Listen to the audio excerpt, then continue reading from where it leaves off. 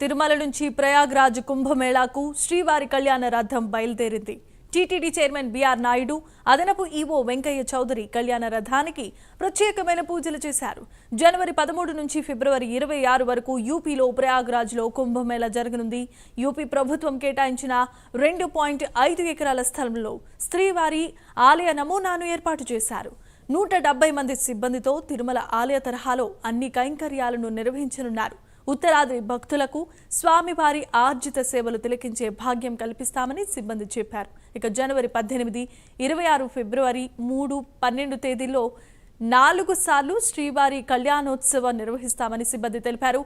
కుంభమేళాను దిగ్విజయం చేసేందుకు అందరూ సహకరించాల్సిందిగా నిర్వాహకులు కోరుతున్నారు.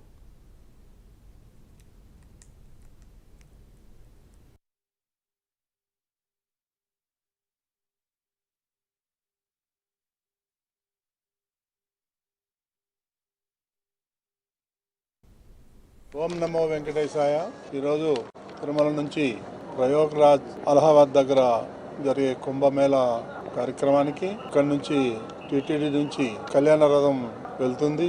అక్కడ జరిగే కార్యక్రమాల్లో నిత్యం జరిగే పూజల్లో పాల్గొనడానికి కూడా మన టీటీడీ సిబ్బంది సుమారు 150-170 మంది అక్కడికి వెళ్ళి రాత్రింబవళ్ళు అక్కడ కార్యక్రమాల్లో పాల్గొంటున్నారు.